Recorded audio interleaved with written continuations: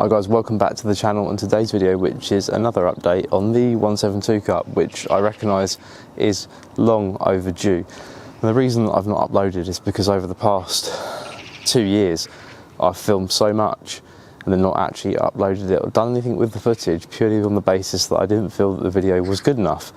And I've come to realise that by doing so, I just don't do anything. There's no content that goes out there.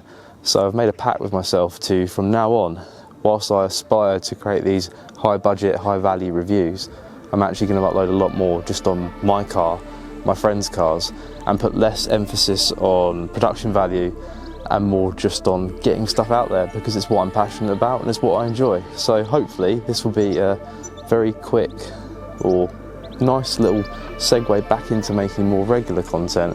A bit simpler. I've only got one camera with me today. And yeah, we'll go from there. So let's take a look at the Cup, and I'm going to try and use some of the footage that I got whilst I was rebuilding it to show you guys what I've been up to.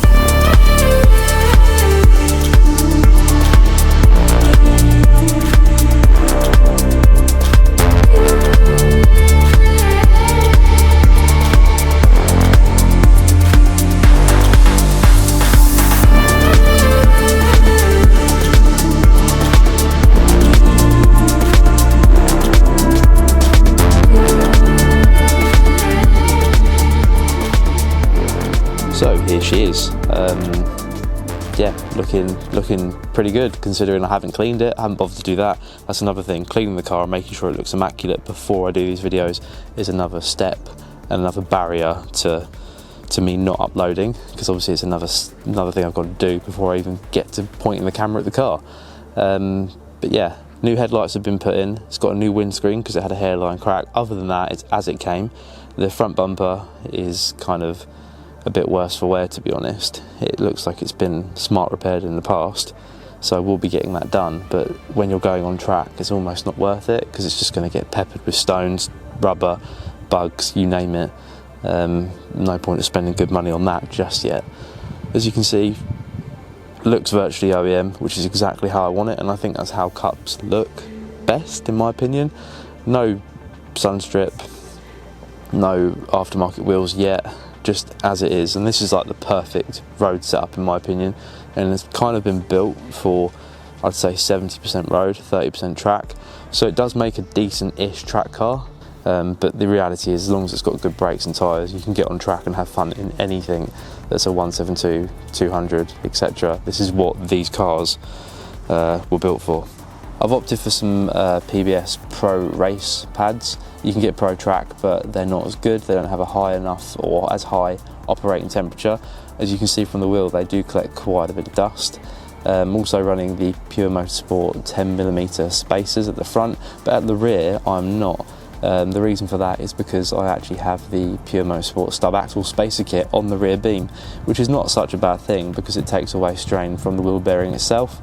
The wheel bearings at the back are pressed into the discs. They're not cheap to replace, so it's worth, if you can, run those instead. So yeah, the brakes, they feel mega, and one of the reasons they feel mega is because we have fitted a wheelwood bias valve and full braided lines throughout the car. Now there is a reason for this, and I will talk about this now. These Cups have an adjuster on the rear beam, and those are often knackered 9 times out of 10. Which means there's no braking effort at the rear whatsoever. It is 100%, if not 90-10%, like 90-10 split on these. Sometimes you can get one that's working one side, so you can have your driver's side rear works, your passenger side rear does not, and it's just a bit of a mess. So I had a decision. I either buy a new adjuster for the rear beam, or I spend another £100 and get myself a full braided line kit with a bias valve, so I can control manually, whilst I'm sat in the car, the braking effort from front to rear. And to me that was a no-brainer, because the adjuster would probably break again. I have no control over it. This way I have 100% control, and I think the pedal feel when you fit braided lines, sometimes the internal diameter of those are bigger, and therefore you get a bit of a dead spot in the braking effort because the master cylinder wasn't designed for it and such or whatever. In this, there is no dead spot. The brakes are absolutely fantastic. And yeah, I'll show you exactly where those are routed. So you have to excuse the mess. As you can see, there's no point in showing you this. It's an OEM cup interior. I want an aftermarket wheel because it's your touch point with the car, maybe a different shifter. Other than that, this is all staying, and that is remaining because there's no point in taking it out. It weighs absolutely nothing. So there is said adjuster down here, the wheelward bias valve, and that runs under here, underneath into the bulkhead, which I'll show you in a minute, and then it runs underneath the seats and tees off in the boot. Excuse the wedding ribbons. You can see just down here, the only downside to this is you have to be careful about where you put and what you put in the boot. As you can see, I've put this here.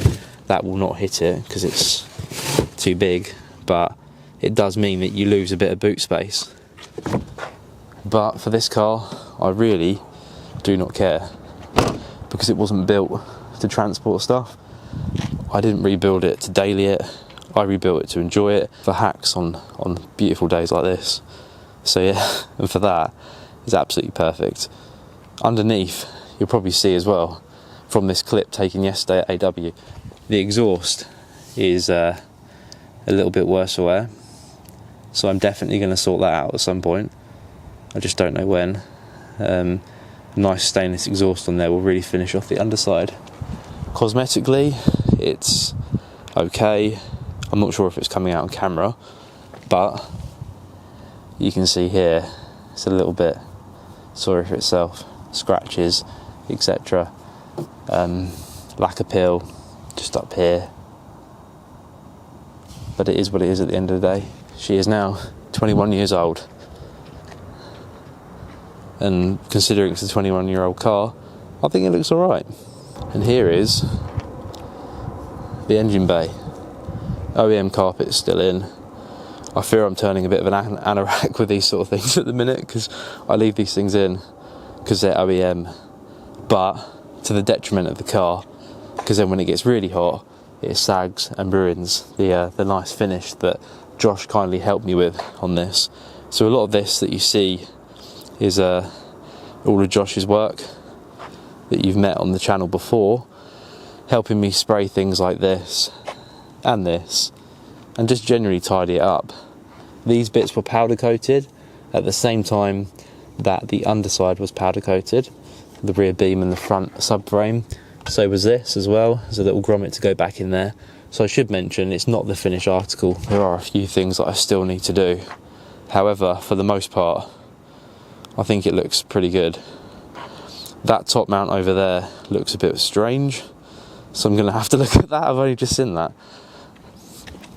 It doesn't look great. I'm not really sure what's going on with that. That looks like an old style and a new style combined, maybe? I think it is. I think that's a different type. We need to get a new top for that, I think. If anyone else knows and is watching still, let me know.